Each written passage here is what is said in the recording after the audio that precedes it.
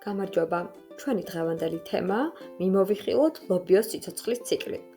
დღევანდელ ვიდეოში გაიგებ თუ როგორი აგზა ლობიოს თესლიდან მცენარემდე. ვიდეოს მიზნები კი ასეთია. პირველ რიგში აღვწეროთ ლობიოს ზრდის 4 ეტაპი, შემდეგ ავხსნათ თუ როგორ იზრდება და იცვლება ლობიოს ზრდის თითოეულ ეტაპზე და ბოლოს გავეცნოთ საინტერესო ფაქტებს ლობიოს სარგებლიანობის შესახებ. მზად ხარ? მაშინ დავიწყოთ. მიმოხილვა. ლობიოს სიცოცხლე იწყება პატარა თესლიდან. ბოლოს კი გადაიქცევა სრულყოფილ მცენარედ, რომელიც თვითონ აჩენს ლობიოს პატარა მარცვლებს. ზრდის ყოველი ეტაპი ეხმარება მცენარეს ზრდასა და მცენარედ ჩამოყალიბებაში. დიაგრამაზე ნაჩვენებია ლობიოს სიცოცხლის ციკლი. როგორც ხედავ, ციკლი იწყება პატარა ლობიოს მარცვლიდან, შემდეგ კი გრძელდება და ახლა დეტალურად ავხსნით თითოეულ ეტაპს. პირველ ეტაპზე გვაქვს თესლი. თესლს ვთესავთ მიწაში და ამოსასვლელად სჭირდება წყალი, სითბო და მზის ჭუქი.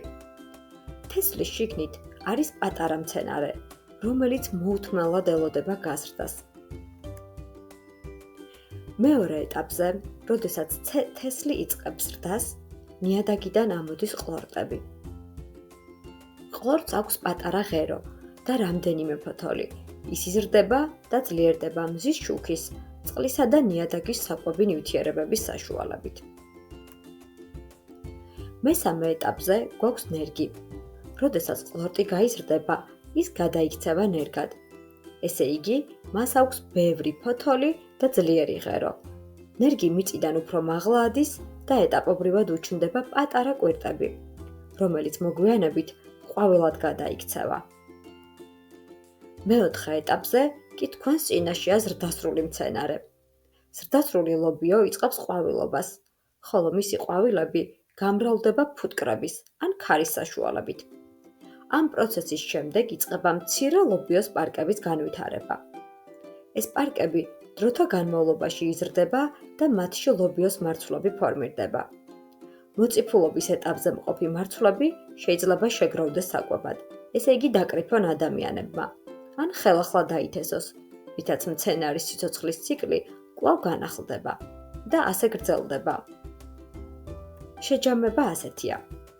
ლობიოს მცენარე გადის 4 ძირითად ეტაპს: თესლი, ყლორტი, ნერგი და ზრდასრული მცენარე.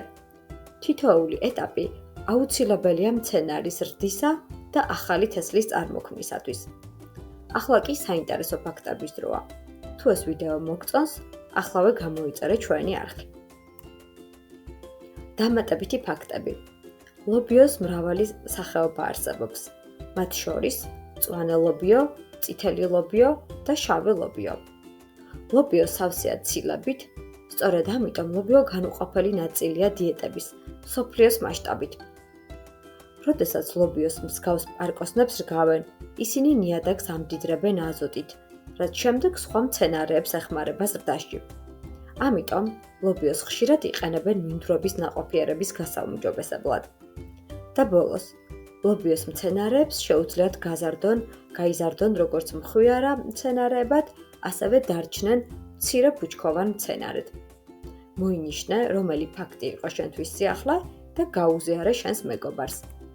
თუ გაქვთ შეკითხვები, დაგვიწერეთ კომენტარებში, ან კითხეთ თანატოლებს და დიდი მადლობა მომავალ შეხვედრამდე.